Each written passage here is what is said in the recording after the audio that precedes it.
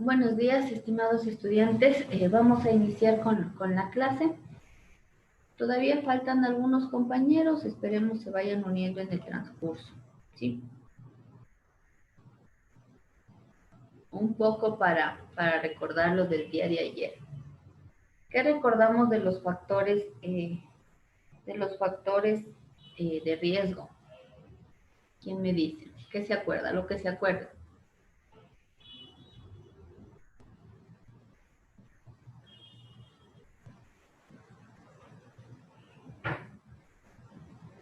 No, nada. Un factor de riesgo a lo que está expuesto ¿qué podría ser un trabajador? Ya. Puede ser un elemento o condiciones a las que está expuesto un trabajador, ¿no es cierto? Y eso puede desencadenar riesgos en la salud, sea física, mental o también en el bienestar social del trabajador. El día de ayer igual habíamos estado viendo como estas clasificaciones, nos habíamos quedado en los contaminantes que tienen que ver con la energía electromagnética. Sí, cuando hablamos justamente de estos factores, ¿no es cierto?, que se relacionan con la energía electromagnética, eh, la radiación constituye un tipo de energía que puede ser emitida por fuentes luminosas naturales. Entonces, la radiación justamente viene a ser esta. Estas fuentes pueden ser, por ejemplo, la luz solar, ¿sí? O también podemos tener nosotros fuentes artificiales como la radio, la televisión, las ondas de los microondas, ondas de los radares. Estas ondas de telecomunicaciones también pueden representar un riesgo para la salud. Hay estudios en donde se habla como justamente de este tema de los móviles, de los teléfonos, cómo pueden estar afectando la salud de las personas. Sin embargo, obviamente, por los intereses que tienen las compañías que venden celulares, esta información o estos estudios han sido, por un lado, deslegitimados y por otro también ocultados. Hay un montón de cosas que produce este tipo de ondas. Eh, Ahora las ondas o las radiaciones justamente tienen la forma de onda y eso hace que para su medida o para medirlas o para diferenciar una de otra se tome en cuenta el valor de la frecuencia de cada una de estas. Y según esta frecuencia van a tener mayor o menor radiación o mayor o menor peligrosidad o mayor o menor será su energía. Este tipo de radiaciones electromagnéticas las vamos a clasificar nosotros en radiaciones ionizantes y en radiaciones no ionizantes.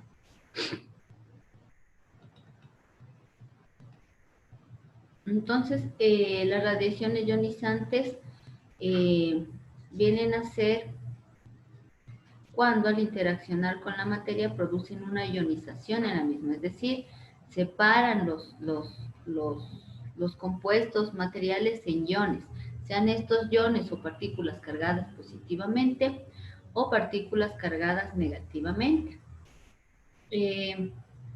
Y este tipo de radiaciones ionizantes vienen a ser radiaciones de alta frecuencia, ¿sí? Como por ejemplo los rayos cósmicos, los rayos gamma y los rayos X. Y están por otro lado las radiaciones no ionizantes, que son radiaciones de media y de baja frecuencia, y que no son capaces de ionizar las células del cuerpo humano, a diferencia de las de acá. Las de arriba sí pueden ionizar nuestras células. Dentro de las radiaciones no ionizantes, nosotros tenemos las radiaciones ultravioleta, que son directamente la luz del sol, la luz visible, la que nuestro ojo puede detectar, el infrarrojo, el microondas, y los radares, las frecuencias de radio, las frecuencias de televisión, etcétera. Y existen como ondas de baja frecuencia, que serían como de muy baja frecuencia, que serían como las ondas de radio. ¿Sí? Ya. Esto de legislación no. Ya. Entonces igual aquí nos presentan una tablita de límites de exposición, ¿sí? a las radiaciones. Y aquí tenemos, por ejemplo, a una dosis efectiva o una dosis de radiación bastante fuerte, se puede uno someter 20, esta unidad es frecuencia, debería estar en hercios. Déjenme ver en qué unidad está manejando este libro. Porque se supone que debería estar en hercios, pero no está en hercios. MSB. No sé qué unidades se manejen, pero bueno, aquí están como los límites que se puede exponer ocupacionalmente, ¿sí? De alguna manera voy a buscar más bien para esta de radiaciones, voy a buscar en el Ecuador, debe haber como estos límites y les voy a dar más bien con respecto al Ecuador y además con unidades que se manejan aquí, que serían los hercios, estas unidades de acá, no sé cuáles están manejando. Ahora, dentro de lo que son radiaciones ionizantes y no ionizantes, se producen como algunos efectos a la salud de los trabajadores.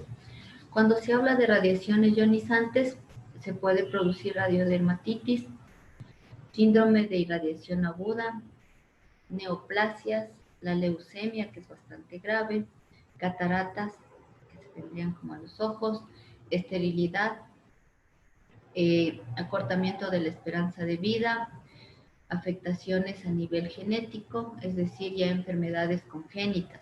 ¿Qué quiere decir esto? Que son enfermedades que se pueden transmitir por medio del genoma humano, es decir, si alguien estuvo expuesto como mucha radiación, puede generar que sus hijos puedan tener algún problema genético, ¿sí? No sé, labio leporino, ¿cómo es esto? Hidrocefalias, no sé, alguna alteración genética. Y las radiaciones no ionizantes, como la ultravioleta, pueden producir pigmentación de la piel, bronceado, eritema, quetarosis actínica, fotoqueratitis, cataratas, melanomas, carcinoma, vaso y espinocelular. Si se somete como a radiaciones de infrarrojo, puede ya es un poco más fuerte, puede producir quemaduras, aumento de pigmentación, eritema profesional, conjuntivitis, cataratas, lesiones de esclerótida, caroides y retina. Las microondas pueden producir quemaduras y fatiga también por el calor. Entonces vemos que el estar expuesto a estas radiaciones, sean ionizantes o no ionizantes, termina generando afectaciones en la salud de los trabajadores. Entonces, igual, frente a esto se debe tomar como precauciones, medidas. Por un lado, se puede tomar la precaución de aislar, ¿sí?, al individuo, de que no esté cerca, por ejemplo, de una fuente de radiación todo el tiempo. Las distancias, la dosis o el tiempo que está sometido a esas radiaciones, es decir, el tiempo que puede estar trabajando en esa área. La señalética sería otra forma de prevenir. Es decir, no sé si han visto en los hospitales, por ejemplo, si prohibido el paso, rayos X, cosas así, debe generarse ese tipo también de señalética. Por otro lado están los contaminantes biológicos, ¿sí? Estos contaminantes biológicos son agentes que forman parte de nuestras vidas. O sea, cuando hablamos de bio es que tienen vida, están compuestos por carbono e hidrógeno principalmente. Se pueden encontrar en el suelo, se pueden encontrar en el agua, pueden encontrarse en el aire. Por ejemplo, podría ser el COVID, ¿no es cierto? El COVID, que es justamente este virus que nos podría afectar a la salud. Entonces, también se puede encontrar en el aire, en los alimentos, en la ropa, en los equipos, en nuestro cuerpo, el COVID, la gripe, etcétera. Sí, Y algunos de ellos son importantes como para la vida del ser humano, porque algunos son como que nos aportan de forma positiva, pero también hay otros como que nos afectan, ¿no es cierto?, el estado de salud, ¿sí? Entonces se puede ver como esas dos caras de la misma moneda. Por un lado también es importante ver qué aportaciones nos dan a nosotros en nuestra vida. Por ejemplo, son los encargados de la transformación de la materia orgánica en productos útiles para nuestra vida.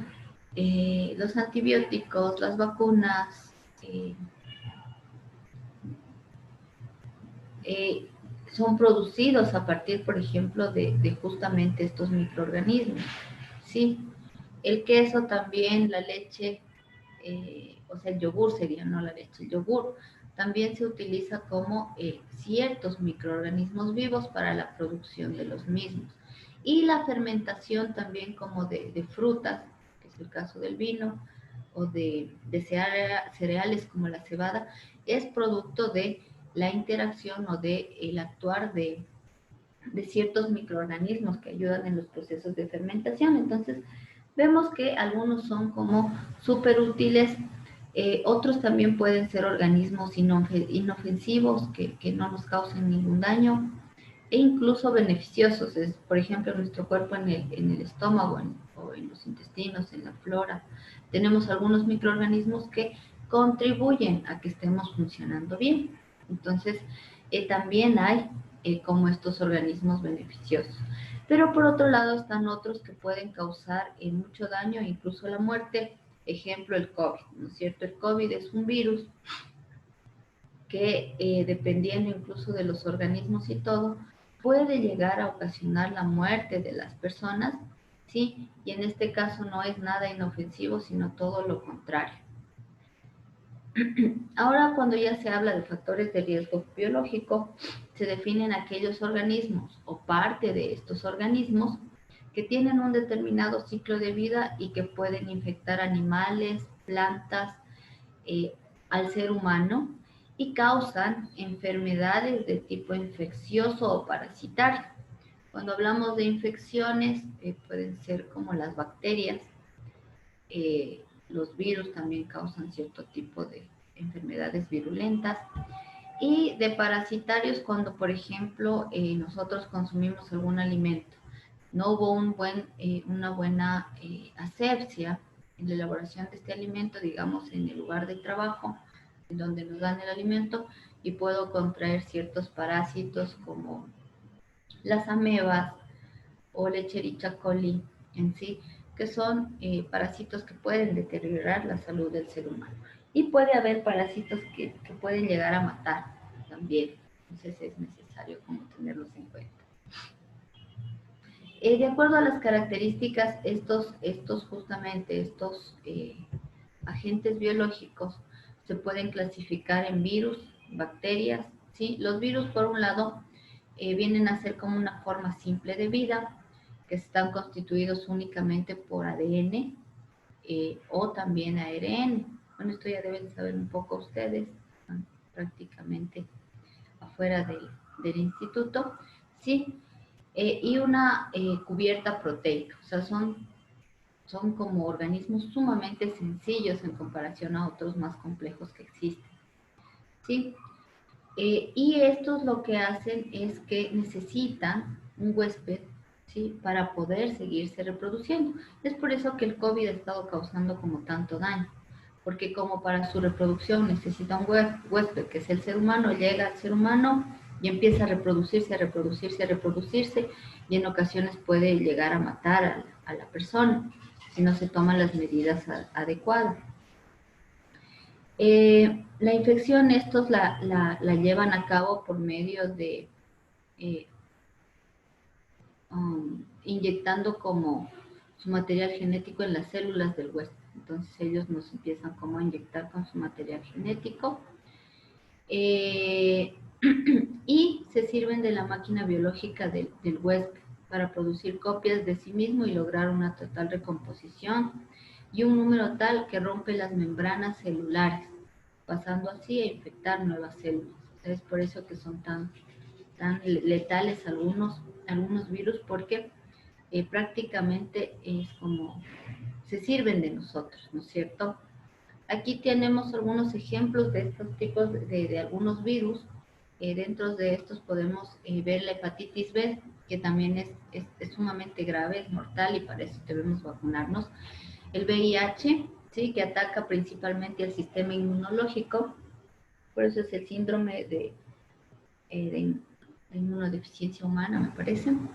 Entonces, este ataca principalmente al sistema inmunológico y es por eso que a la persona la deja indefensa ante cualquier otro virus y por eso una persona que contrae esta enfermedad de una simple gripe la puede matar porque el sistema inmunológico está totalmente consumido por el VIH. El virus del herpes simple, la fiebre aviar, la rubiola, el sarampión, la gripe o la influenza, el COVID-19 ahorita, sí que es como lo que nos mantiene en la casa. Y claro, el hecho de decir, durante esta pandemia no hay clases presenciales, no se puede salir mucho, evitar las aglomeraciones son normas de seguridad que se toman en torno justamente a este factor de riesgo biológico que está ahorita a nivel global, porque no es una cosa que pasó focalizada en una zona, sino es una cuestión global. Y claro, como es un virus totalmente nuevo, o sea, nuevo en los humanos, porque este virus ya existía como en ciertos ecosistemas, hay varios tipos de COVID. Ahora la cosa es que este pudo escalar, ¿no es cierto?, la cadena trófica, o sea, antes estaba, digamos, en niveles como en animales menores, animales pequeños, y por medio de alguna cuestión pudo escalar y llegó al ser humano y por eso es ahora muy mortal. Por otro lado, otro agente que podría clasificarse dentro de los biológicos, como les decía, son las bacterias. Ahora estos ya son un poquito más complejos que los virus, ¿sí? Y son capaces de vivir en cualquier otro medio adecuado, que no necesariamente sea como un huésped, como lo que necesitan los virus, ¿sí? Y pueden completar su desarrollo. Es decir, nosotros podemos encontrar bacterias, por ejemplo, en aguas estancadas, ¿no es cierto? Y es justamente porque como son organismos más complejos, pueden vivir en ese medio, ¿sí? Sin embargo, cuando hay un gran número de estos, una gran cantidad, pueden llegar a ser patógenos, es decir, van a generar daño en la salud del ser humano. Ahora estos tienen como una característica importante, que es la de generar esporas, ¿sí? Y estas esporas son como formas de vida resistentes a condiciones adversas, es decir, pueden sobrevivir en condiciones totalmente distintas al medio en el que necesitan como estas desarrollarse, ¿sí? Y pueden resistir a altas temperaturas, a la sequedad, a muchos años a través del tiempo, a falta de nutrientes, ¿sí? Y recuperan como su estado normal y su capacidad infectiva al entrar en contacto con un medio adecuado para su desarrollo. Entonces, si entran estas esporas en un ambiente que les permite como desarrollarse, empiezan a desarrollarse y a reproducirse. Dentro de estas bacterias que afectan al ser humano está el tema de la tuberculosis. Ahora vemos que en esta época casi no es muy común, ¿no es cierto?, ver esta enfermedad. Sin embargo, también cuando apareció, cuando todavía estaba en estudio, mató a miles de personas porque es muy contagioso. Está también el tétano, sí, que se adquiere por medio de cortarse por ejemplo, con un objeto metálico oxidado. Entonces, por ende, es bien importante el equipo de seguridad. Si uno está trabajando, no sé, en una industria donde hay metales y cosas por el estilo, puntas, eh, por ejemplo, no toma esta medida de bioseguridad que es la vacunarse contra el tétanos, puede adquirir una infección sumamente grave, ¿sí? Entonces sí es necesario como por ejemplo usar guantes, es una medida de seguridad. En los hospitales también para no contagiarse de algunas cosas también se usa guantes como medida de seguridad. En las empresas donde se maneja tuberías, todo eso se usa guantes para evitar, no sé, cortarse o algo así. Los zapatos de protección personal también son importantes cuando hay objetos cortopunzantes, porque si usted pisa un clavo, ¿no es cierto? Como la suela es bastante fuerte y gruesa, puede evitar que le llegue directo al pie y le atraviese, ¿sí? Caso contrario pasa si usted anda con unos zapatos ahí todos delgaditos y se pisa un clavo grande, le puede atravesar el pie. Si está oxidado y no está vacunado, contra el tétano. Entonces hay normas de seguridad que se usan en contra de esto. La ropa también, por ejemplo. Por ejemplo, a veces muchas personas dicen, pero ¿por qué en la industria petrolera la gente trabaja en uniformes como jean muchas veces o estos overoles que son gruesos? ¿Sí? No es porque quieren sofocar al trabajador, sino que es una medida de protección, porque si por ahí hay un objeto cortopunzante, obviamente el jean va a resistir mejor, por ejemplo, o la tela gruesa resiste mejor y evita, capaz, una cortada directa a la piel. Por otro lado están los estafilococos, la salmonela, ¿sí? Que produce gastroenteritis, eh, la Neisseria meningitis, que produce infecciones a las meninges, ¿sí? O meningocócica. ¿Sí? Cuando hablamos de las meninges, hablamos de estas cubiertas que están como alrededor de nuestro cerebro, son sumamente importantes. Si uno adquiere un problema, una infección a ese nivel, puede también ser mortal, porque es la capa o estas capas que están alrededor de nuestro cerebro, ustedes saben lo susceptible que puede ser. Entonces sí es necesario como llevar normas de bioseguridad y cuidarse. Por otro lado, tenemos otra clasificación o otro grupo en donde entran los protozoarios, ¿sí? Estos son seres microscópicos de una sola célula o unicelulares, y también pueden infectar al ser humano porque son como parásitos eh, de vertebrados. Aquí está o aquí entra lo que sería la ameba, que produce amebiasis, la toxoplasmosis, que también es producida por otro tipo de protozoario. Otros organismos también que podrían llegar a ser patógenos son los hongos, ¿sí? Son formas de vida que producen filamentos, ¿sí? Su hábitat es el suelo, pero en algunas ocasiones también se pegan a los seres humanos y a los animales. Ahora, estos hongos podrían causar, por ejemplo, candidiasis, histoplasmosis, tiña, pie de atleta, onicomicosis. Creo que estos son como bastante los más comunes o los que salen al menos en la tele, remedios es para el pie de atleta y la onicomicosis, salen bastantes propagandas, he visto yo. Entonces, son como hongos que fácilmente se pegan a la piel del ser humano y empiezan a deteriorar su salud. ¿Sí?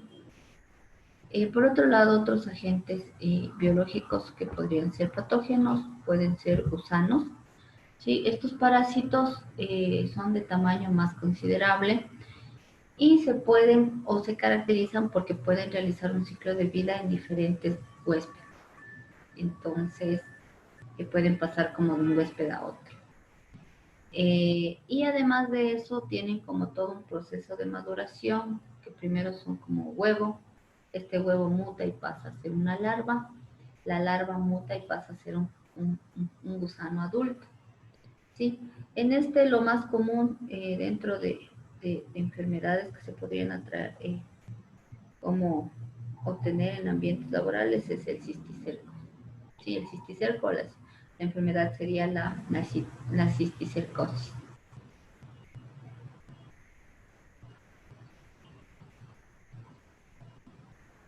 Ya, entonces aquí igual tenemos como una pequeña tablita de algunas enfermedades, cuál es su causa, en qué sectores o en qué actividades se puede contraer, por dónde ingresa. Claro, porque hay unas que ingresan como por ingesto, otras pueden ingresar por la piel, otras ingresar por vías respiratorias, y también en esta tablita nos dan como formas de prevención y control. Entonces, dentro de esto, tenemos primero la leishmaniosis, ¿sí? Que quien la causa es un agente protozoo, como vimos, ya vimos la diferencia entre virus, bacteria, protozoo, gusano. sí que es la Leishmania trópica. Y también la Leishmania donovani. Ahora son distintas estas dos porque la una es como más a nivel cutáneo y la otra más a nivel de vísceras o visceral. Entonces, en donde más se contrae como esta leishmaniosis es en trabajos en zonas pantanosas, arrozales o zonas salinas. Por ejemplo, las personas que trabajan como cosechando el arroz, no sé si han visto las plantaciones de arroz como son como con agua, con pantano, ¿no es cierto? Entonces, la gente que trabaja en eso, en grandes haciendas, puede llegar a contraer esta leishmaniosis. ¿Sí? Y esto puede contraerse por la picadura de un insecto que porta este parásito. Para prevenir y controlar esto, primero se debe realizar como de la eliminación de animales que actúen como reservorio, por ejemplo, roedores o perros. Se debe hacer control de plagas, es decir, se debe usar insecticidas. Se puede usar inmunoprofilaxis con cepas atenuadas, entonces hay como un tratamiento. Sí. Sí. Por otro lado, podemos ver la histoplasmosis, que es causada por un hongo, el Histoplasma capsulatum. Esta la pueden contraer especialmente los trabajadores ganaderos, los que trabajan en el sector agrícola, en gallineros, granjeros, empleados de demoliciones también, o en actividades de urbanización. Entonces vemos que están como en algunos sectores. Sí, y estos elementos entran a nuestro cuerpo por inhalación de elementos productores del hongo. Entonces la gente puede estar inhalando como algunos residuos justamente de estas actividades y puede después desarrollar este hongo. Ahora, para controlar y prevenir es necesario como el control de ambientes pulvígenos, es decir, que no haya el tema del polvo, eh, rociamiento de los suelos con agua y desinfectantes y equipo de protección personal, EPP. Como vemos, si es que es una cosa que entra por inhalación, ¿qué equipo de protección personal creen podamos usar, Kevin? ¿Qué EPP usaría para estos casos? ¿O qué se le ocurre puede usar como protección de vías respiratorias? Inge, disculpe, dice Yesenia que si le puede dejar entrar. ¿Quién diseña? Ajá. Pero no me aparece en los que quieran entrar. Que está en la sala de espera, dice, no sé. No está. Ya le dijo. Dígale que capaz salga y vuelva a entrar porque no está en la sala de espera, si no ya le hubiese hecho entrar. No tengo a nadie en sala de espera. Inge, una consulta. Dígame, Ronnie. O sea, ¿el hongo está en el ambiente? No el hongo, sino los materiales que pueden producir el hongo en nuestro cuerpo. Ah, ya. Ya, ya, Puede ser, por ejemplo, el polvo. ¿Sí? Entonces, si yo ya. estoy inhalando polvo, en un momento puedo desarrollar ese hongo, porque es por inhalación de elementos que lo producen.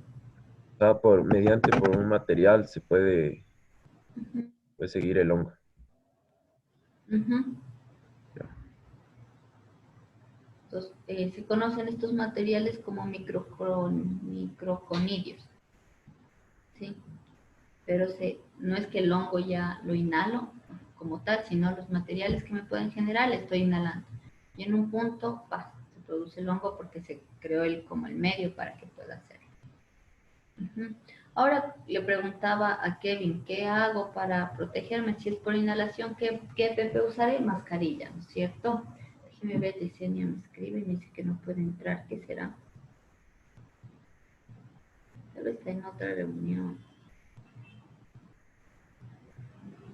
Déjeme le contesto a la compañera.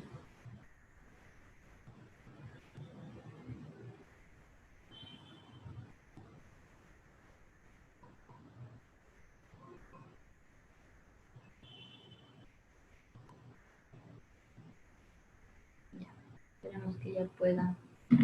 Puede ingresar, le dije que salga y vuelve a ingresar porque parece que está en otra reunión en realidad.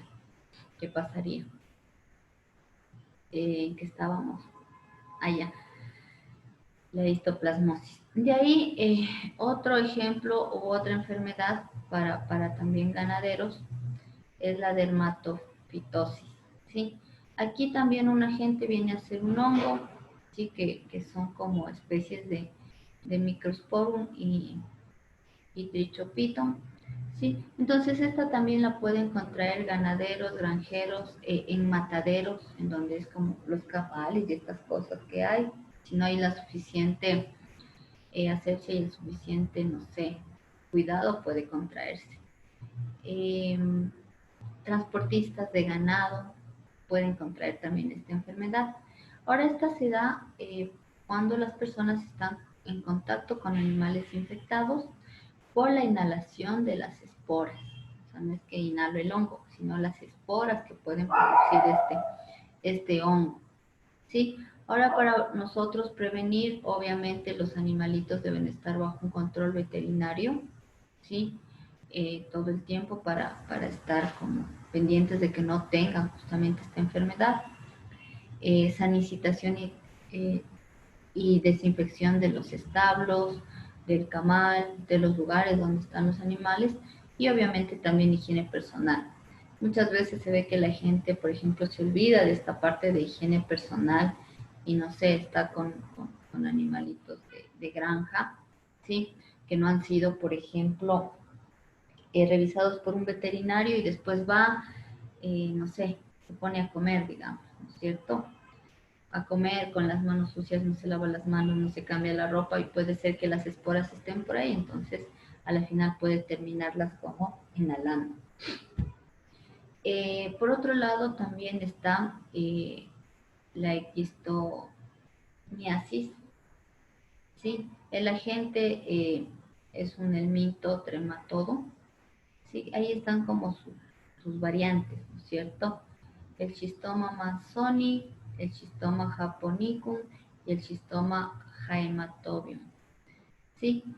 También este se puede transmitir como en actividades agrícolas de irrigación, arrozales, en caña de azúcar para pescadores eh, que estén en contacto con aguas contaminadas. Así, si estas personas, hay agua contaminada, digamos, con este agente, puede terminar contrayendo esta esquistosomiasis. Y entonces es importante aquí control y eliminación de huéspedes inmediatos como los caracoles, que pueden ser huéspedes de este agente, saneamiento de las redes de agua, también darle como formación, capacitación al personal que esté expuesto y utilizar equipo de protección personal. Es muy importante. De ahí también tenemos la anquilostamiasis. Agente es un nemátodo, el Ancylostoma duodenale o también el Necator americano, ¿sí? Con sus nombres científicos. Esto les da principalmente a las personas que están trabajando, por ejemplo, en minería subterránea, trabajadores de minas o también personas que están construyendo túneles pueden contraer esta enfermedad. Cavadores de zanjas, trabajadores de alcantarillado, manipuladores de abonos orgánicos. Entonces vemos que son como en algunos aspectos construcción, minas, agricultura. ¿Sí? Esto se produce por la invasión de la piel por las larvas, entonces es más por como a nivel dérmico, ¿sí? Entonces ingresan por la piel las larvas. Entonces, para esto es importante tener en cuenta adecuadas instalaciones higiénicas, lavabos, duchas, vestuarios, equipos de protección personal. La ropa tiene que ser muy diferente a la ropa de la calle, es decir, siempre se debe mudar de ropa. Drenaje y ventilación de suelos para evitar que se desarrollen las larvas. Por otro lado, tenemos otro ejemplo que sería la miasis, en donde la gente es un artrópodo, larvas de dípteros como las moscas. Entonces hay unas mosquitas que tienen como unas larvas que cuando le pican a una persona le dejan ahí en la piel, en el cuerpo.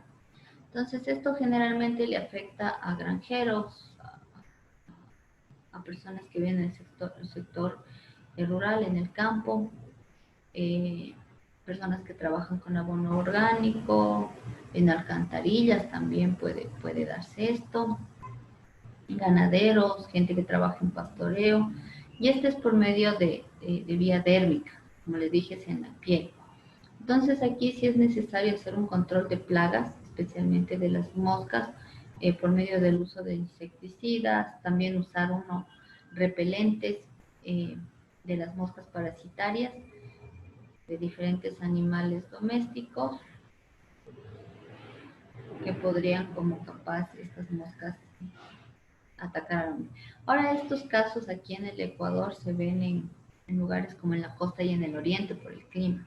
Allá hay unas moscas que le dejan a la gente unas larvas que después tienen que extraerlas. Dicen que es muy doloroso, no desconozco, pero sí, sí es como molestoso y doloroso. Denme un segundo.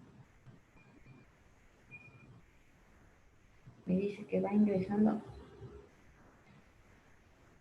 Denme un segundito. No está en sala de espera, qué raro. Mi compañera dice que la dejan en espera y no hay nadie en sala de espera. Era el link adecuado. ¿Tuvieron ustedes problemas al ingresar, tal vez? No, hija. No, nada. No, Inge. Déjenme No, revisar la página del SUD a ver si hay algún problema. Vamos a una pausa hasta ver qué pasa con la compañera.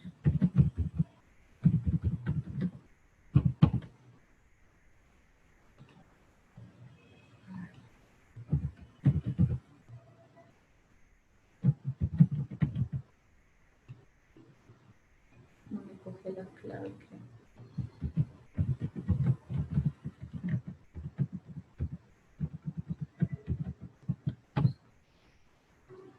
Qué raro.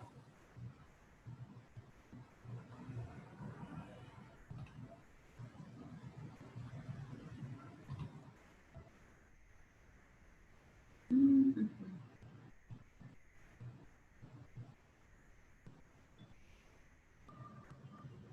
¿Estará en el enlace correcto?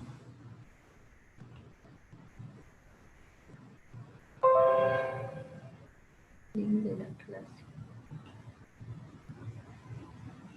Les pide clave siempre, ¿no? Si está funcionando. Será la compu de la compañera y es eso.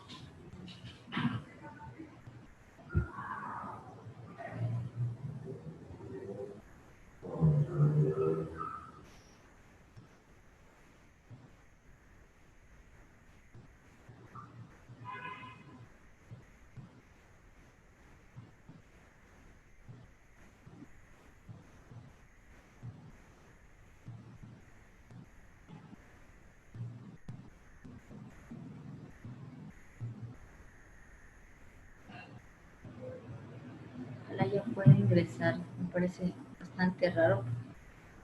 No tengo nadie en sala de espera. Ojalá sí, está visible la sala de espera. Ya, sigamos. Como les decía, teníamos otra que es la miasis, ¿sí? Entonces, esta miasis se puede, esta ya vimos, no, esta ya vimos. Nos tocaba la parálisis de garrapata, ¿sí? En este caso es un artrópodo, las garrapatas, no sé si hayan visto, yo nunca he visto una garrapata de campo, he visto como estas garrapatas de los perritos, y claro, estas se meten también en la piel. Entonces, esta Estas se presentan en actividades en donde tengan que ver con animales, con cualquier tipo de animales, y existen también diferentes tipos de garrapatas. Ahora lo que pasa aquí es que se genera una inoculación de toxinas, ¿sí?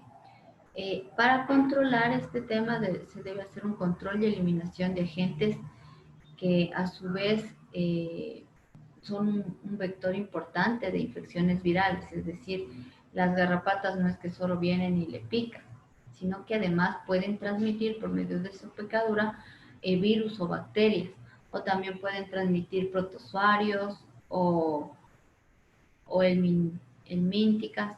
Entonces, no vienen como solas, sino acompañadas de diversas enfermedades y es necesario hacer un control y una eliminación de este tipo de animalitos. Para eso se utilizan como varios métodos de limpieza, compuestos químicos, etcétera. Y también está el tema de alergias respiratorias y de contacto. Ahora, estas se producen por los ácaros. Los ácaros están presentes en muchos espacios, incluso en nuestros hogares, en los colchones hay ácaros, ¿sí? En la casa, en el polvo hay estos agentes. Y estos, o bueno, cuando se habla de trabajadores, especialmente van a estar en todas las actividades en donde haya animales, forrajes, o donde justamente estos ácaros puedan sobrevivir, donde haya polvo, etcétera. O sea, se contraen por exposición a estos agentes y para controlar y prevenir se debe tener como medidas de higiene súper fuerte con respecto al tema de animales, también higiene en el tema de instalaciones, se debe tener programas de desinfección y de esa manera se pueden controlar, porque generalmente estos ácaros producen como alergias a las vías respiratorias.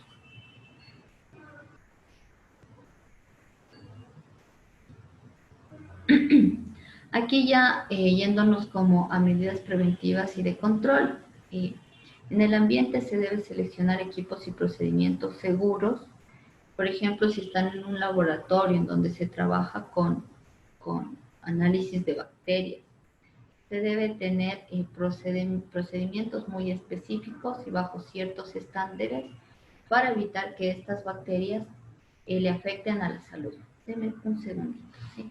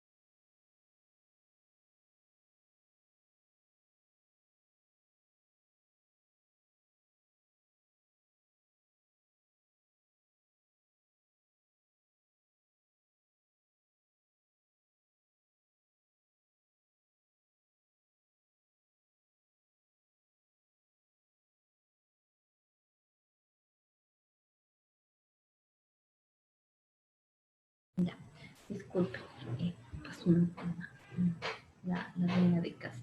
Ya, entonces, como les decía, es indispensable como generar procesos seguros. O sea, uno en un laboratorio, al menos que trabaja con bacterias, no puede ir, dejar las cosas por donde puede, lavar sin guantes los materiales, porque una bacteria puede atacarle y hay bacterias que pueden causar hasta la muerte. ¿Ya? Velar por la limpieza de las áreas de trabajo, sí, veíamos que es importante como el orden y que esté limpio el espacio. Generar sistemas de ventilaciones adecuados para que todo el tiempo se esté renovando como el aire. Control de vectores, ya en el tema ya más individual, es importante prácticas de trabajo seguras, entonces siempre va a haber o debe estar de la mano capacitaciones para los trabajadores. Información y capacitación para los trabajadores expuestos, la higiene personal, lavado de manos constantes, en el caso del COVID, ¿no es cierto? Lavado de manos, uso de mascarillas, uso de alcohol, etcétera. Equipados de protecciones individuales como mascarillas, guantes, zapatos, delantales, etcétera. Vigilancia de la salud y también vacunación o lo que se conoce como inmunización activa. Entonces, por ejemplo, cuando uno va a hacer trabajos en el oriente, ¿sí? En las petroleras le piden especialmente vacunas para, por ejemplo, la hepatitis B, el tétanos y hay otra, y la fiebre amarilla. Entonces son medidas de seguridad que protegen la salud del trabajador en función de las condiciones del espacio de trabajo. Entonces es un espacio donde se puede contraer fácilmente estos tres y es necesario exigir a todos los trabajadores que puedan como vacunarse y cumplir esta norma. Esto ya lo hacen a manera de exigencia porque a veces la gente por desconocimiento como de forma voluntaria no lo hace. Por otro lado, tenemos los contaminantes químicos. Si estos contaminantes químicos pueden ser sustancias naturales o artificiales que hayan en contacto con el ser humano o el ambiente, pueden provocar efectos nocivos, ¿sí? O efectos negativos, dependiendo de la toxicidad que tengan estos compuestos químicos. También dependen de la característica del individuo. Por ejemplo, si hay alguien que esté como trabajando en campo y es alérgico, no sé, ¿a qué puede ser alérgico?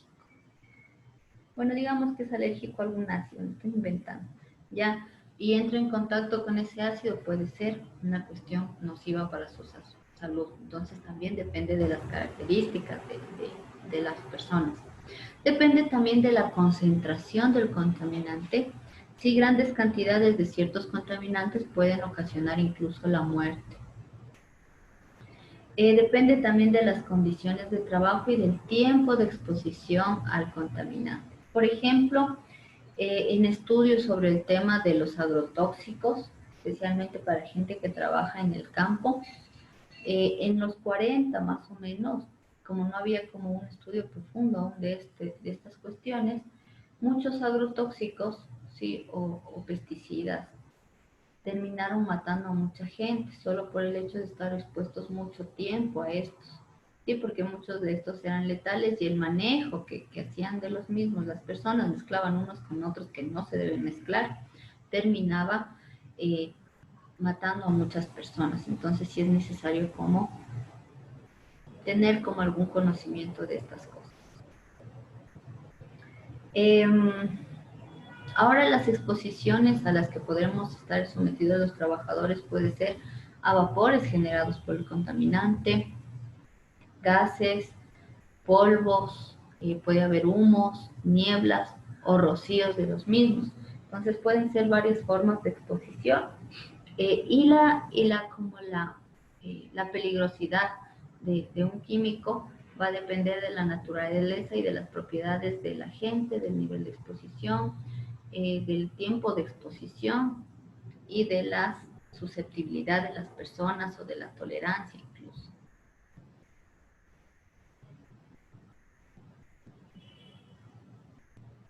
Ya un poco la clasificación de estos se hace en base como sólidos, líquidos y gases, ¿sí? Tenemos los sólidos como polvos, humos, los líquidos, neblinas, rocíos, y gases como vapores, etcétera. Ahora, dentro de estos polvos son como partículas sólidas pequeñas o finas suspendidas en el aire.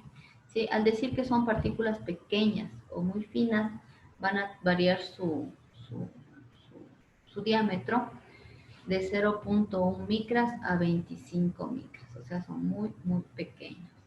¿Sí? Y resultan de la dispersión de partículas sólidas que provienen, por ejemplo, de fracturas de masas sólidas. Cuando hablamos de fracturas de masas sólidas, construcción sería un ejemplo, ¿no es cierto? Cuando están picando piedra, pueden provenir de ahí. Y dependiendo de eso también depende su tamaño de partícula. También pueden provenir de operaciones de molienda, de quebrado, de transporte, por ejemplo, cuando transportan el cemento, hay unos carros que suelen andar y suelen dejar un montón de partículas, también podría ser como una fuente. Ejemplos, aquí nos ponen polvos de algodón, polvos de acetato de celulosa, polvos de cal. Aquí en el Ecuador podemos ver estos polvos de cal, justamente por la industria de un poco que extrae este tipo de materiales. Los humos son partículas sólidas suspendidas en el aire cuyo tamaño es diferente a los polvos, tienen un diámetro de 0.1 a 5 micras debe ser, y se genera por la condensación de materiales volatilizados, por la fusión de metales o bien por la combustión incompleta de materiales combustibles. Un ejemplo de combustión incompleta, cuando quemamos madera, ¿no es cierto? Cuando quemamos madera y de una la apagamos, han visto que se forma como un montón de humo. Justamente es por que se da este proceso, y puede ser también, dependiendo de la actividad, un agente nocivo para la salud, perdón. La neblina, por otro lado, vienen a ser partículas líquidas pequeñas, partículas pequeñas de agua suspendida en el aire o de líquidos en el aire, que se van a generar por condensación, es decir, la transformación de líquido en gas. En el ambiente de algún vapor. Aquí, por ejemplo, se puede citar las neblinas de ácido sulfúrico, las neblinas de sosa. Estos dos compuestos en concentraciones muy altas son muy, muy tóxicos. Sí, no sé si ustedes hayan visto, pero cuando se va a trabajar, por ejemplo, con ácido sulfúrico o con sosa ya con concentraciones muy, muy elevadas, casi al 100, uno abre el frasquito y salen unos vapores. ¿Sí? Justamente son neblinas de estos ácidos. Estos vapores, si uno no utiliza equipo de protección personal adecuado, es decir, una mascarilla adecuada, no como las que usamos para el COVID, esas necesitan filtros especiales, porque si no, traspasan nomás, son muy tóxicas, pueden llegar a matar igual a la persona que inhala estos humos, o si no, también le afecta como le quema las vías respiratorias, entonces sumamente tóxico. Y es necesario tener en cuenta si están en un laboratorio con este tipo de materiales, deben utilizar equipo de protección personal adecuado. No es que no uso mascarilla, no pasa nada. Negados, son altamente tóxicos.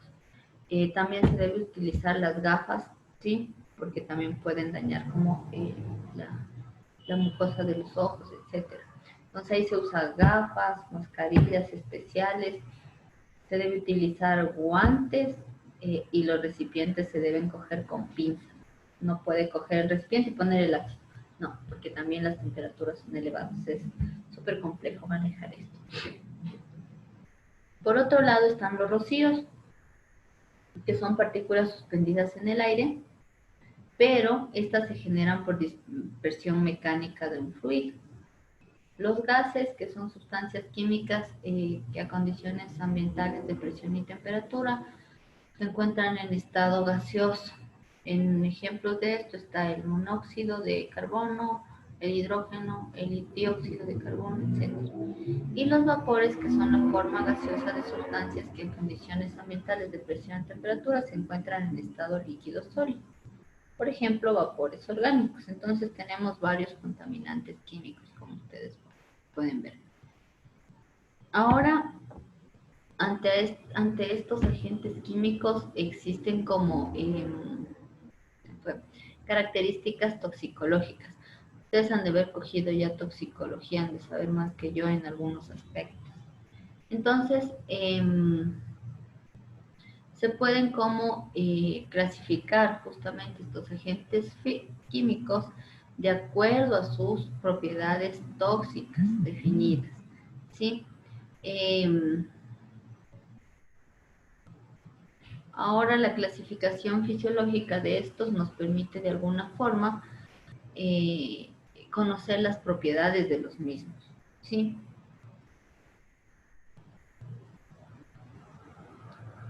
Ya.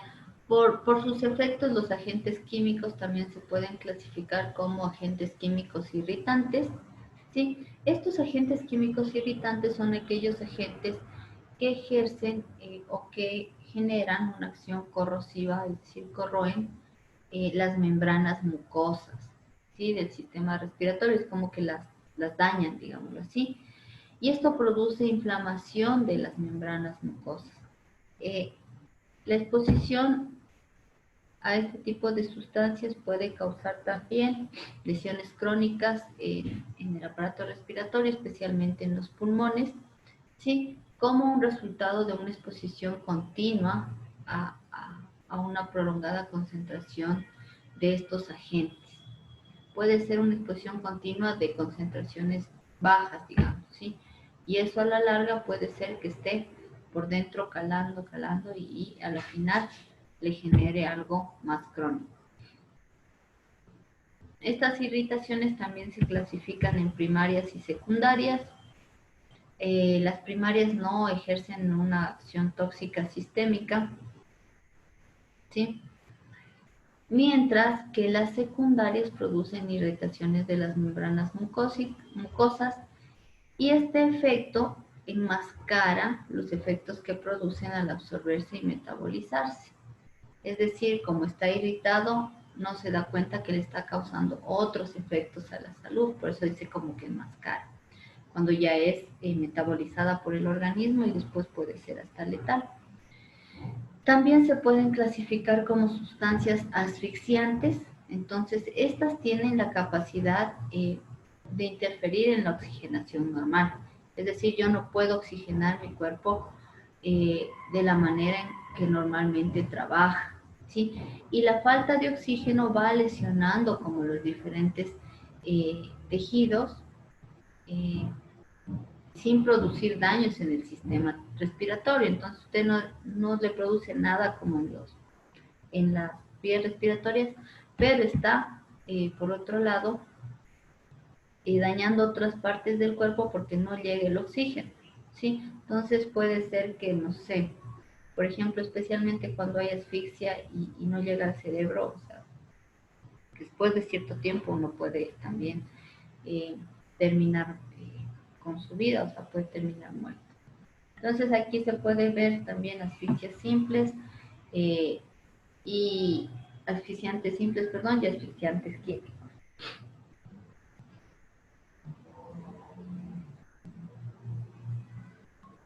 Ya, por otro lado están los hepatóxicos, ¿sí? Estas sustancias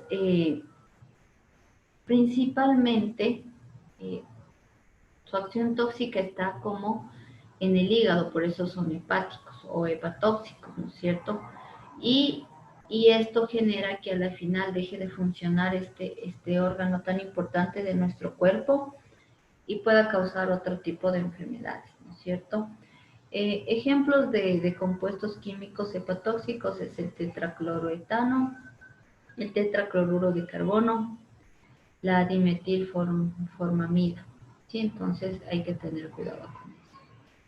Otros son los nefrotóxicos, ¿sí? Estas son sustancias que su principal acción tóxica está en el riñón, es decir, dañan nuestro riñón.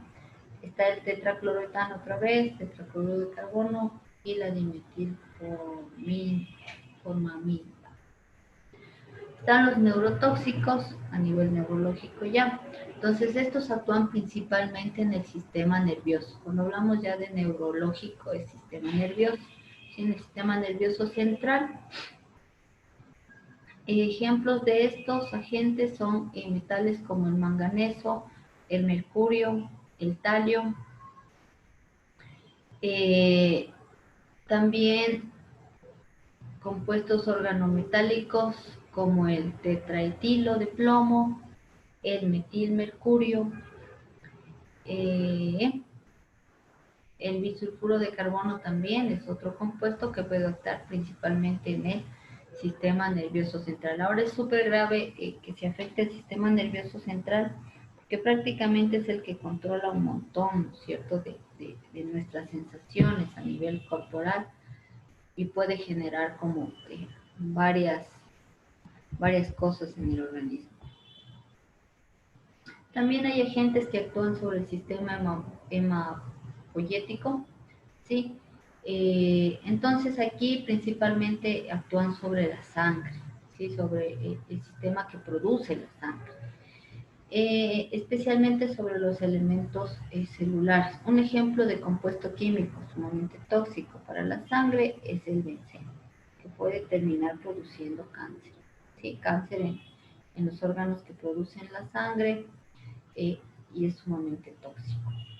Otros que pueden producir lesiones pulmonares, entonces dañan el tejido pulmonar debido a una acción irritante. Ahí está el sílice, ¿sí? Que produce nódulos silicóticos en el tejido pulmonar. Ahora, la sílice, ¿dónde se encuentra? También en donde extraen, por ejemplo, esto de la industria cementera. Hay compuestos con sílice, entonces hay que tener mucho cuidado, ¿sí? Y esto disminuyen a la larga la capacidad respiratoria de los seres humanos. Otros compuestos que también podemos nosotros poner en esta clasificación, los cancerígenos. Entonces estos pueden producir tumores, ¿sí? Tumores en el ser humano. Aquí ponen los mamíferos porque no solo en el ser humano, sino también en animales. Y estos tumores pueden ser poco usuales, no observables, ¿sí? También pueden introducir una mayor incidencia en las tumoraciones normalmente observadas en la población no expuesta. También tumores en un periodo más corto de lo esperado normalmente, o sea que aceleran como estos procesos o son acelerados. Ahora, por lo general, dice que aquí el periodo latente entre la exposición inicial y la aparición, más o menos es de 20 a 30 años. Entonces, hay actividades que capaz usted está trabajando ya 20, 25 años y todavía no ha detectado, ¿no es cierto?, el tumor, pero todo ese tiempo estuvo como desarrollándose. Entonces, de repente ya empieza a causar como problemas o dolencias. Por otro lado están los teratógenos, que son sustancias que producen malformaciones de las células en desarrollo, malformaciones en tejidos u órganos de los fetos, o sea, son a nivel congénito, y actúan produciendo desarrollo de retardado o también generan procesos degenerativos, ¿sí? Del organismo. Entonces esa sería como otra clasificación de los químicos.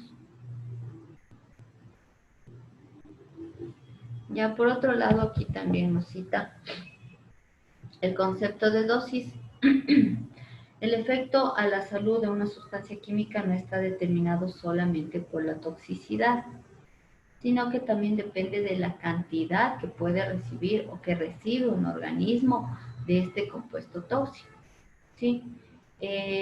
Por ejemplo, aquí dice, se puede considerar una sustancia poco tóxica, podrá producir un efecto grave en el organismo si se encuentra en cantidades sumamente elevadas, o sea, si la dosis es muy alta.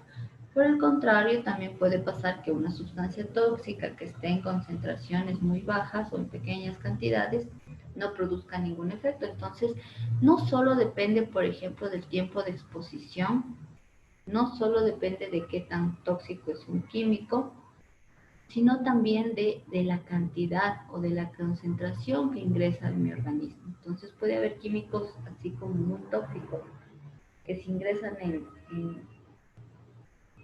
tasas sumamente bajas, no hacen nada a la salud, y puede haber todo lo contrario, un tóxico o un elemento no tan tóxico que puede matarme porque la concentración fue demasiado alta, ¿sí? Ahora las vías de ingreso de estos agentes químicos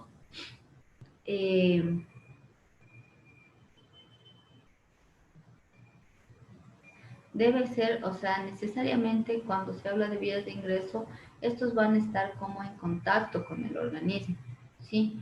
Y cuando están en contacto se dice que ya se tiene una exposición a esta sustancia, a estos agentes, y pueden ingresar por vía respiratoria, pueden ingresar por la piel, es decir, vía dérmica, pueden ingresar por ingesta, vía digestiva, y también pueden ingresar como por vía parenteral, como cuando,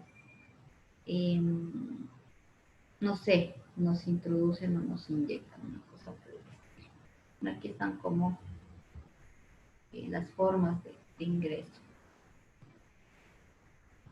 Ahora, la exposición que puede haber de manera industrial a estos agentes químicos puede ser una exposición crónica y una exposición aguda, ¿sí? Cuando hablamos nosotros de exposición crónica, es cuando el organismo continuamente está como absorbiendo pequeñas cantidades durante un periodo largo de tiempo, durante un periodo prolongado de tiempo, y estas cantidades que está ingiriendo el organismo empiezan a depositarse, ¿sí?, en el organismo. Hay sustancias que se depositan en el hígado, hay otras que se depositan en el riñón, otras que se depositan en otros órganos de nuestro cuerpo, y esto puede estar pasando por años, por meses, ¿sí? Y no se ha detectado ninguna enfermedad, por ejemplo, sino que de repente pasa algo y es el resultado justamente de tanto tiempo de exposición. Por otro lado está la exposición aguda. Esto sucede cuando se somete al organismo a concentraciones sumamente elevadas en un periodo corto, o sea, en segundos, en minutos, ¿sí? Y esta exposición ocurre rápidamente, y por ende esta exposición inmediata ya genera un daño inmediato en la salud, o sea, para allá. Y claro, eso nos manda al médico a tratarnos, etc. Ahora yo creo que esta otra, la exposición crónica es bastante peligrosa o mucho más peligrosa en los sitios de trabajo porque es algo que durante años y durante meses es imperceptible.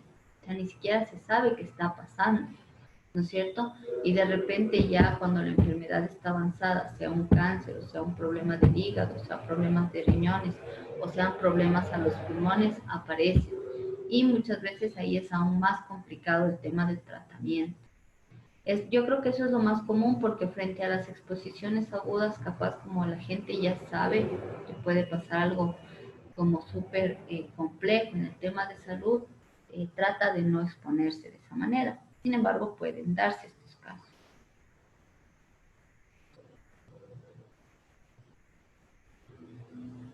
Aquí igual nos hablan como de las concentraciones máximas.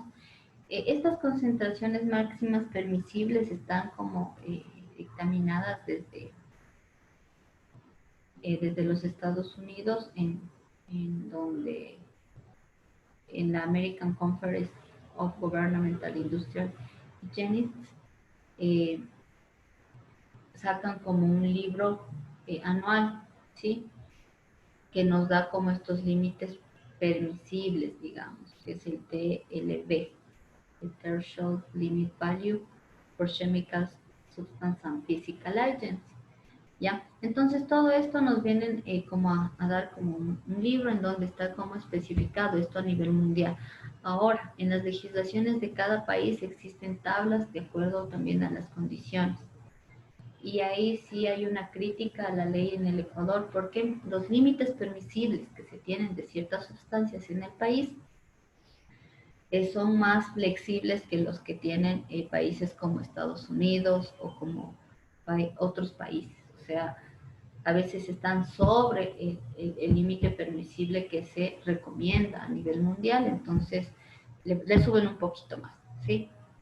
Y claro, eso responde también a los intereses de las industrias, de las transnacionales que ingresan al país y para que supuestamente inviertan en nuestro país. Sin embargo, eso puede ser a la larga contraproducente porque claro, si estamos sobre el límite o la media del límite permisible a nivel mundial, estamos permitiendo más de una forma que estas sustancias vayan al ambiente, al entorno, a la gente, y eso a la larga puede desencadenar una serie de problemas de la salud de las personas, y no solo de los trabajadores, sino de comunidades, de animales, etc. Ahora en este libro de esta Estados Unidos de esta conferencia gubernamental. Se estipulan cerca de 600 sustancias y agentes físicos. Entonces, dentro de estos límites se va a encontrar no solo sustancias químicas, sino además límites de calor, de radiación ionizante, de radiación no ionizante y también los del ruido. ¿Sí? Y claro, aquí se va a poner como el tope máximo que se permitiría en los países. Y muchas veces estos topes sirven para que, por ejemplo, una empresa, hablando de la industria minera, para que el agua que sale, no sé, del proceso de minería sea tratada y tenga ciertos parámetros de los compuestos que puede tener y pueda ser desechada al ambiente. Entonces, sirven para eso. Y claro, lo que trata, o al menos este manual, lo que trata es disminuir los riesgos de las enfermedades ocupacionales. Ahora, para medidas y preventivas y control ante agentes químicos, hay como algunos principios, ¿sí? Entonces, primero, el primer principio, que es como de toda la seguridad, eliminar, ¿no es cierto? Eliminar la fuente de riesgo. Si no la puedo eliminar, ¿qué debo hacer? Disminuir su riesgo. Entonces, si yo no la puedo eliminar, otra recomendación es aislar la fuente, es decir, que no esté en contacto con los trabajadores. Otra cuestión también es la protección del trabajador, equipo de protección personal, capacitaciones, folletos, no sé, etc. Y también puede darse como la disminución a la exposición, es decir, si ya no puedo, o sea, si con todo esto anterior no pude eliminar, disminuir lo que posible, aislé, pero el trabajador necesariamente tiene que estar en contacto, la exposición debe ser el menor tiempo posible, ¿sí? El menor tiempo posible para que no contraiga ninguna enfermedad.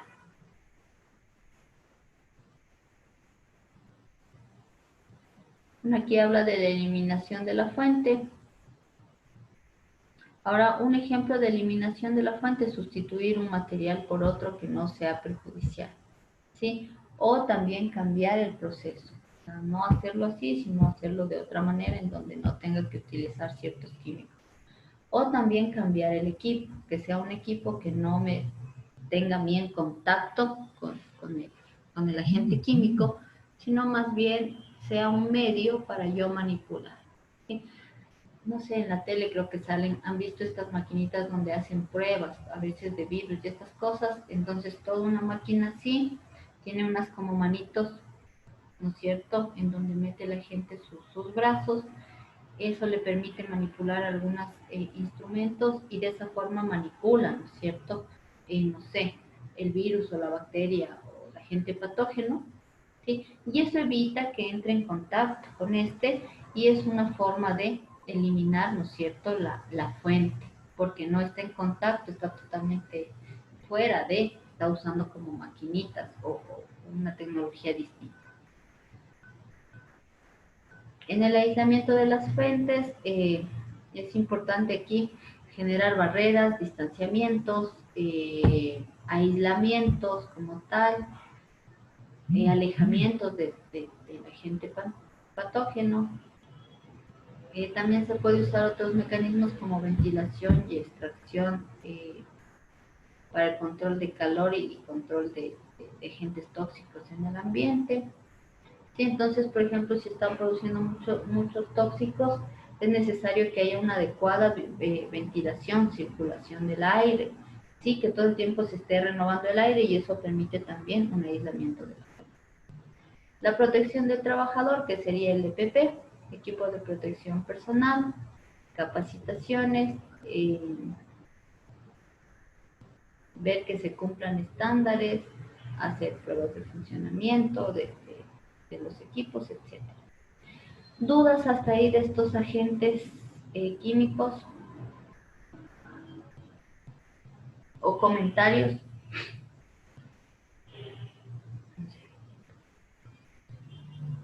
No, ¿No?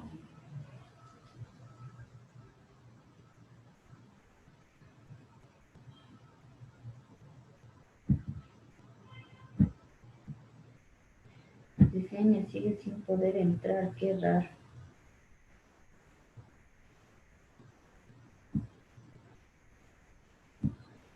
que no puede entrar ni en la computadora.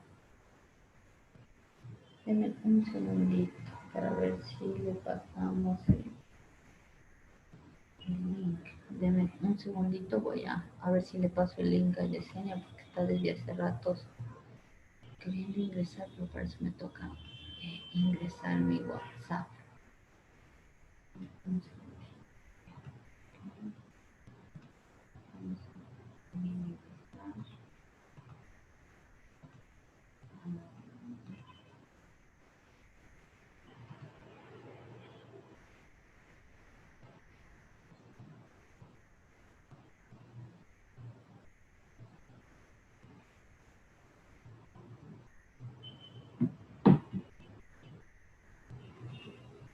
Raro que no puede ingresar. Nadie más tuvo problemas. Pues me parece extraño que ni en la compu, dice, ni en el celular le funciona. Ah, no, ahorita ya va. Ya va. Justo. No, ya ingresó. Buenas. Listo, solucionado lo que sería. Diseña, buen día. ¿Qué pasaría con el tema de la plataforma? Porque recién ahorita me apareció en la sala de espera. Esperemos que ya la próxima no le vuelva a suceder lo mismo. Ya, entonces sigamos. Ya, otro tercer, estábamos viendo como estos aspectos, ¿no es cierto?, en base a los cuales se clasificaba como estos riesgos. Entonces habíamos visto este segundo aspecto, fue bastante largo. Igual el texto se los voy a poner en la plataforma. ¿Dónde estaba el segundo que era?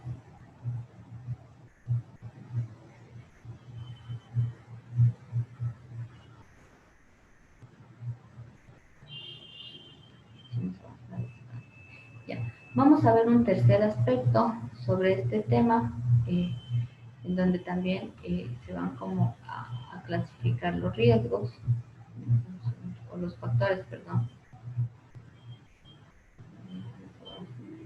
De ganas subir. Hemos avanzado bastante. Entonces, bueno.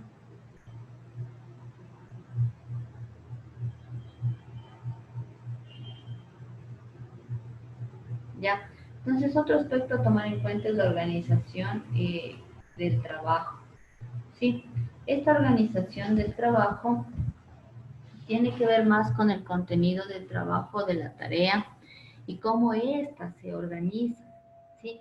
La forma en cómo se organizan estas tareas o la forma en cómo se organizan los contenidos del trabajo también pueden influir en la salud de los trabajadores, ¿sí? Y claro, esto también tiene que ver un poco con las expectativas que tenga el trabajador, con los conocimientos que tenga el trabajador, con las capacidades que tenga el trabajador.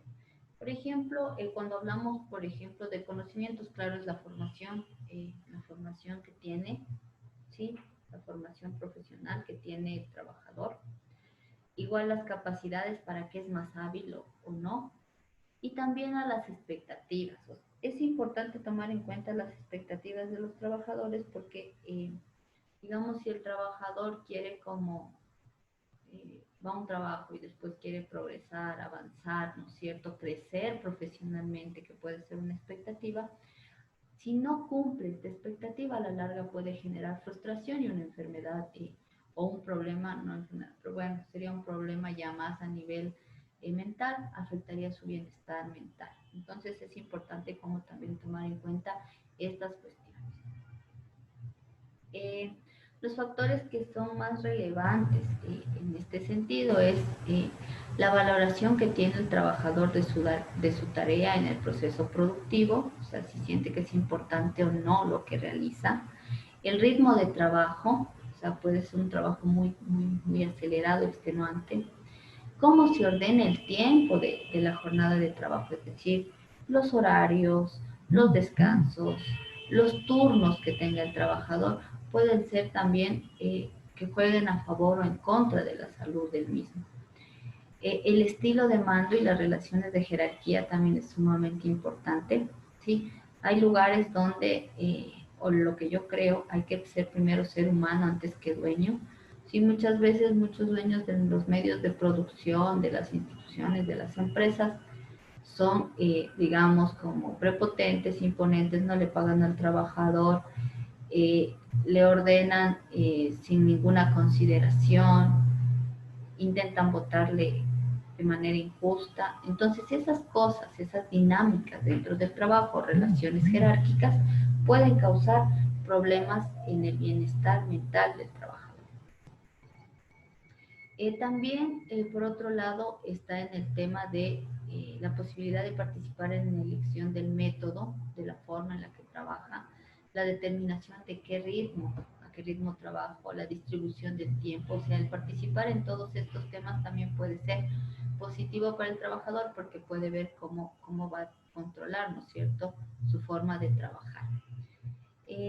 También otro aspecto es la automatización del trabajo, ¿sí?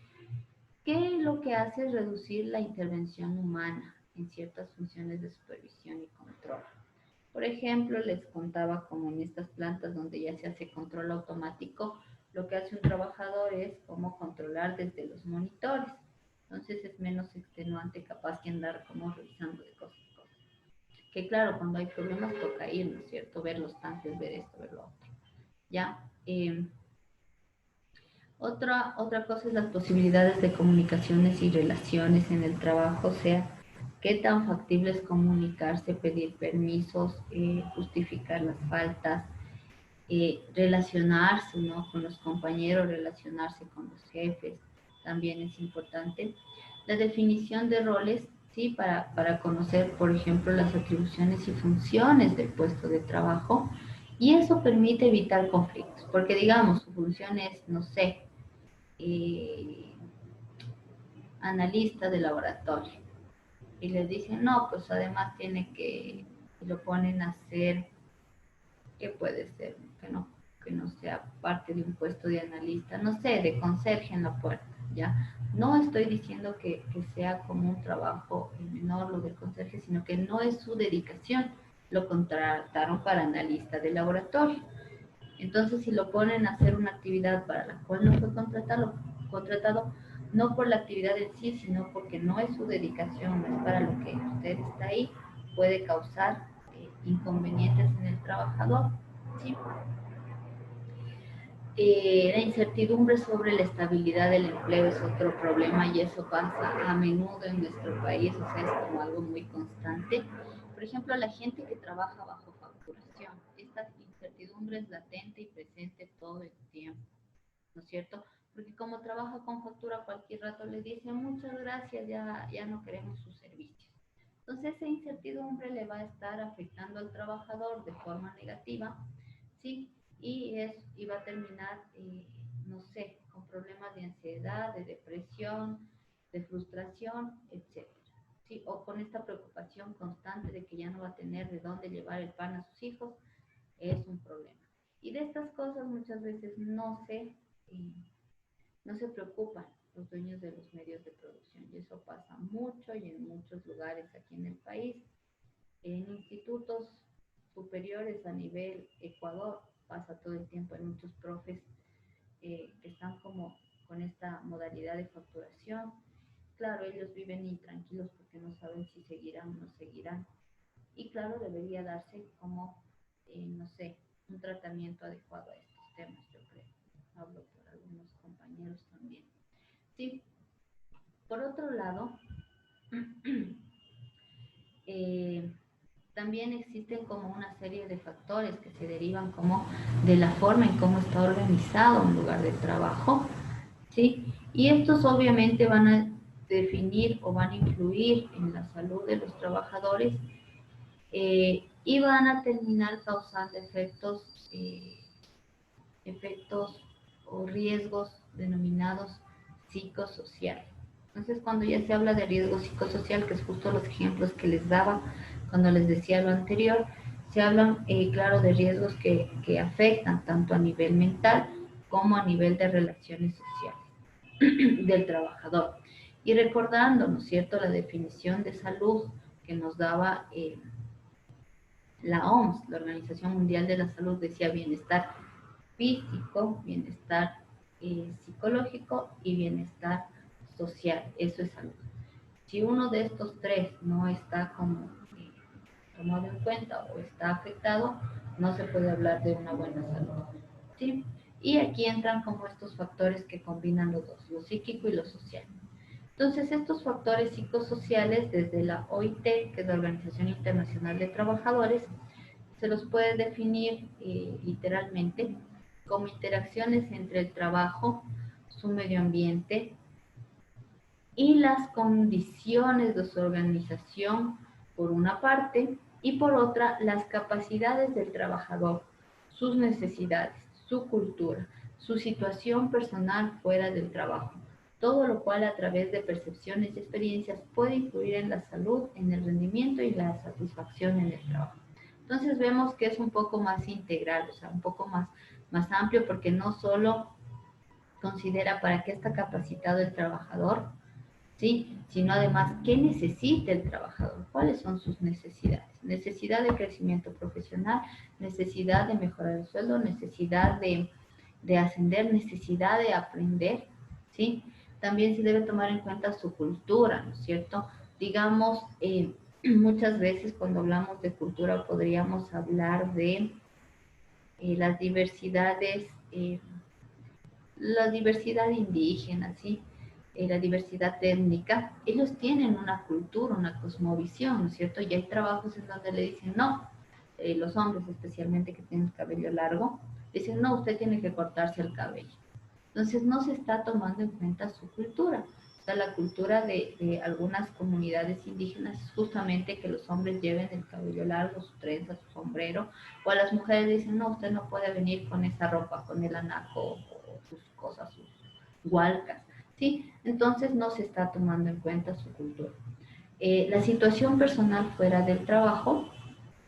Ahora aquí también, cuando hay trabajos donde hay mujeres que son madres, ¿sí? Y muchas veces no se toma en cuenta esa situación y le dicen, bueno, quédese a hacer más horas extras el día de hoy. Y claro, si no te quedas, te cogen de enemigo o te botan, entonces, ¿qué hacen ellas? Tienen como que dejar de lado esta situación personal, que es ser madres, y quedarse en el trabajo. O también ser padres, porque el hecho de que sea padre no los desliga de que haya una cuestión compartida de la crianza de los hijos, ¿sí? También son cuestiones que se deben, estoy poniendo ejemplos, porque puede haber otras situaciones personales fuera del trabajo que se deban considerar y además de considerar, respetar. Sí, por ejemplo, otras cuestiones que podrían ser en lo personal. Se me ocurrió ahorita porque estaba leyendo hoy de mañana un artículo. Sí, estas personas transgénero, ¿cierto? Tienen una situación personal distinta. Sin embargo, en los trabajos pueden ser sujetos de burlas, de discriminación, de disminuir su papel dentro de la actividad productiva. No se está tomando en cuenta como su condición personal, o por ejemplo a una persona transgénero le dicen, porque viene, digamos, un hombre, ¿no es cierto? Viene vestido de mujer, que le pueden impedir que vaya vestido como mujer. Entonces no se toma en cuenta su situación, que a la final es una elección que se debe respetar. Y todo lo cual dice, ¿verdad? Ya, y todo lo que pueda influir en la salud. Sí, si vemos todas estas cosas o cuestiones que a veces no se toman en cuenta, terminan, ¿no es cierto?, afectando la psiquis de la persona. Y si la psiquis está afectada, obviamente su rendimiento dentro del trabajo va a ser afectado. La satisfacción que tenga con respecto a ese trabajo también va a ser afectada. Es decir, van a estar todo el tiempo pensando cómo en irse, no quieren ir a trabajar, o hacen las cosas así de mala gana, ¿ya? Entonces, a veces no es que el trabajador hace así las cosas porque quiere, sino que hay condiciones en el trabajo que pueden ser de este tipo, que son más psicosociales, que le estén afectando. Y eso esté generando ganas de no trabajar, esté generando depresiones, y la depresión inmoviliza en muchos casos. Entonces es necesario como tomar en cuenta también este aspecto psíquico y no solamente el físico. ¿Ya? Ya, aquí también nos plantea que estos factores psicosociales pueden tener como una doble importancia, porque en sí ya son un riesgo, ¿sí? Y también tienen una influencia decisiva en la magnitud de los efectos que el resto de riesgos puedan representar para los trabajadores, ¿sí? Porque condicionan la materialización de los daños, pueden potenciar el nivel de peligrosidad de una determinada actividad. Pero es sumamente importante estos psicosociales, suelo hacer siempre un poco de énfasis, porque digamos, a un trabajador que lo están hostigando en el trabajo todo el tiempo, está como distraído pensando o que no tiene el trabajo así como estable, todo el tiempo está así como distraído. Y digamos, está haciendo una actividad con elementos nocivos, pueden ser químicos, ácidos, no sé, se me ocurre un ejemplo, y como está distraído, no sé, se derrama un ácido y se quema. Entonces vemos que el no estar en óptimas condiciones psíquicas y sociales puede causar otros efectos que se materializan de otra manera y que pueden ser como este doble riesgo. Por acá, lo mental, y por otro lado, como está distraído, no se dio cuenta y le cayó algo encima, no sé. Entonces, además, también puede ser físico. Entonces, son importantes. Ya, también los factores derivados de la organización del trabajo se expresan como carga de trabajo. Sí, esta carga de trabajo viene a definirse como el conjunto de requerimientos psicofísicos a los que se ve sometido el trabajador a lo largo de su jornada de trabajo. Lo que se puede dividir en carga física y carga mental, por eso son psicofísicos. Entonces es todo este conjunto de la carga de trabajo, no solo lo físico, sino solo el tiempo empleado, no solo no sé, lo que carga a veces, sino también la cuestión mental. Y esto está determinado por factores como la jornada de trabajo, el ritmo de trabajo, la comunicación, el estilo de mando, la participación, la iniciativa, el estado del puesto, cómo identifica la tarea, las relaciones profesionales incluso con los compañeros y compañeras, la estabilidad en el trabajo, no sé, incluso hasta las distancias que tiene que movilizarse para trabajar, etc. Sí, hay algunas cuestiones. Tengo una consulta. Dígame. Tienen la carga de trabajo, es por eso que se hacen las pausas activas. Uh-huh. Justamente Ya. es como contrarrestar esta parte de la carga mental. ¿Sí? Entonces, digamos, estamos dele, así como todo el tiempo trabajando, causa, ¿no es cierto?, una fatiga en el trabajador, una fatiga más psicológica de alguna manera. También puede ser que tanto tiempo sentados esté como afectando las rodillas, hay un montón de cosas que se deben analizar. Entonces, la pausa activa lo que hace es, bueno, dejamos un rato la actividad, dejamos de pensar, no sé, movemos otra parte del cuerpo, nos distraemos un rato, ¿sí? Y es un poco para contrarrestar. ¿Ya? Ahora creo que no es suficiente, pero en algunos casos puede como ayudar por lo menos, ¿sí? Porque deben tomarse en cuenta también todos los aspectos de forma integral, pero va encaminada a eso. Ya, gracias, sí. Ya, Ivette. Ahora, como hablábamos de esta carga psicofísica, ¿sí? Cuando hablamos de carga física son todos aquellos factores propios del trabajador, ¿sí? O se considera factores del trabajador como la edad, el sexo, la constitución física, el grado de entrenamiento para la tarea. No voy a ponerle a una persona a hacer una tarea súper pesada, ¿sí? Sin un entrenamiento previo. O sea, por ejemplo, o una tarea sin darle una capacitación. Por ejemplo, aquí, ¿no es cierto? Es un ejemplo clarito esta imagen, porque claro, esta es una forma correcta de alzar una caja, mientras que la que estoy señalando con el mouse es una forma incorrecta. Ya, no todas las personas saben eso, entonces debe tener una capacitación de cómo levanto la carga, ya, para evitar que se cause un daño, por ejemplo aquí, un daño de tipo físico en las vértebras de la columna, o cómo es que se llaman estas hernias y estas cosas que se les suele dar a los trabajadores. Y claro, estos factores van a estar relacionados con el puesto de trabajo, como la postura, la manipulación de carga y del movimiento, y factores de sobrecarga y fatiga muscular. Y la carga mental es la íntima relación con la carga psíquica, con la psiquis. ¿sí? A la que está sometido el trabajador, producto de la cantidad y calidad de información que recibe. En este proceso incide como la complejidad de la respuesta, la autonomía en la toma de decisiones, el tiempo de respuesta, las capacidades individuales, todo lo que veíamos antes va a influir. Entonces es como el tema de la mente es sumamente complejo e interesante, pero cuando ya hablamos enfocados en el tema del trabajador o del puesto de trabajo, es necesario tomarlo en cuenta. Como les dije, este no va a ser quizás en un inicio reflejado o materializado y que todo el mundo lo puede ver, puede estar pasando, ¿sí? Y puede desencadenar en cosas sumamente graves como accidentes laborales fuertes que pueden ocasionar lesiones o la muerte, pero también pueden desencadenar frustraciones, depresiones y suicidios del trabajador. O sea, es como súper complejo e importante y creo que se debería como ya, yo creo que aquí en el país todavía este tema está como muy en pañales, no hay, no hay como esta cuestión dentro de los trabajos. Es toda una opresión y una sobrecarga mental a los trabajadores que pucha. Se ha visto casos súper fuertes últimamente de gente que termina como suicidándose o de gente que termina con psiquiatras, con psicólogos, tratando depresiones para poder seguir y avanzar, porque en el trabajo no hay una preocupación de esta salud mental. Ya vimos lo de carga de trabajo.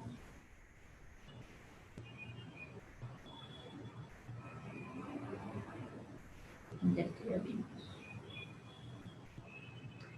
Igual para estudiar como este tema de lo físico ya es importante como conocer los esfuerzos físicos, las posturas de trabajo, las manipulaciones de carga, y esto se debe analizar para que no haya como un trabajo excesivo, que después puede aparecer como fatiga, ¿sí? Y esta fatiga puede desencadenar una disminución de capacidad física y mental de la persona después de haber realizado como el trabajo durante un periodo determinado. O sea, a veces 8 horas para muchas personas, dependiendo de su actividad, es como súper fuerte. Terminan totalmente agotadas, fatigadas, y a la larga eso va a desencadenar otro tipo de enfermedades. Y claro, aquí también se hace como una diferencia entre la fatiga física y la fatiga mental, que son dos cosas como distintas. Si la una, claro, se determina por los esfuerzos físicos, por las posturas inadecuadas, no sé, trabajar así volteado o estar todo el tiempo así, sí. Los movimientos bruscos, la manipulación de cargas, que manipulen más las cosas que están cargando, sí, de forma incorrecta, entonces eso determina o termina desencadenando esta fatiga física. Y la mental, en cambio, ya es cuando hay una exigencia excesiva de la capacidad de atención, del análisis, del control del trabajador, una excesiva cantidad, por ejemplo, de información que recibe, que analiza y después interpreta. Entonces es más como este trabajo intelectual puede causar este tipo de fatiga mental. También el tema del control, la supervisión, determinadas tareas administrativas, regulación de procesos, está introduciendo como datos en máquinas. No sé, las personas que trabajan, por ejemplo, en estas centrales telefónicas suelen tener como una sobrecarga mental porque todo el tiempo están como contestando y hablando con mucha gente termina siendo grosera, o sea, de todo les pasa ahí y puede también desencadenar una fatiga mental. Y claro, las consecuencias de esto, por ejemplo, es que cuando van terminando como su jornada laboral, disminuye la atención, disminuye la capacidad de trabajo, que serían como los síntomas del primer nivel de fatiga, o sea que ya uno ya al final del trabajo ya no, es como que ya no quiero nada, ya no presto atención al 100, y empiezo a hacer las cosas más despacio, puede ser, ¿no es cierto? Entonces, esa viene a ser como una fatiga, un primer nivel de fatiga, que es como lo que bueno, al menos lo consideran como una fatiga normal, ¿sí? Y esta cuestión puede ser solventada o el trabajador puede reponerse de esta fatiga una vez que termina la jornada laboral, va a la casa, tiene sus horas de sueño, entonces tiene un tiempo para recuperarse. O los fines de semana, el tiempo de ocio que tiene, o no sé, o sea que de tal forma que ya deja de realizar esa actividad un intervalo de tiempo y se puede recuperar. ¿Sí? Por otro lado, cuando el trabajo exige concentración, esfuerzo prolongado de atención excesivo, existe una sobrecarga que se va repitiendo y de la cual no se puede recuperar, se inicia un estado de fatiga crónica o prolongada. Es decir, si no hay estos tiempos de ocio, ¿sí? O este tiempo libre para un trabajador, puede terminar este trabajador con una fatiga crónica. Si hay trabajos en donde la gente como que se dedica al 1000%, porque no es al 100%, se olvida en sí de que es persona y claro, trabaja de lunes a viernes a cualquier hora, hasta las horas que le pidan, sábados, domingos, feriados, y con un esfuerzo así súper fuerte y prolongado, esta gente puede terminar teniendo como esta fatiga crónica. Y a veces, claro, los sueldos son muy buenos, ¿no? Pero sí debería repensarse si lo vale, o sea, porque la salud también es sumamente importante. Ahora los síntomas para esta fatiga prolongada, es decir, irritabilidad, es decir, la gente se irrita por todo, se enoja por todo, por cualquier cosa ya se enojó.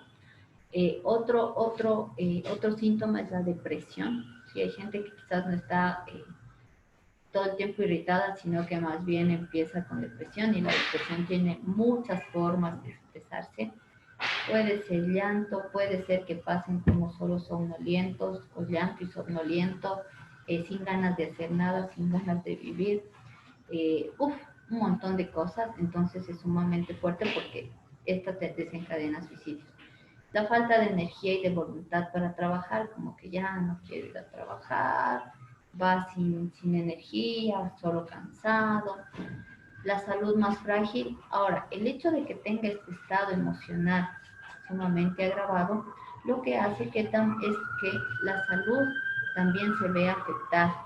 ¿Sí? Estos estados de depresión, de falta de voluntad, terminan también afectando el sistema inmunológico, por ejemplo, y eso genera que contraigan enfermedades más como virulentas o de bacterias de forma más rápida, porque no tiene un sistema inmunológico bien puesto.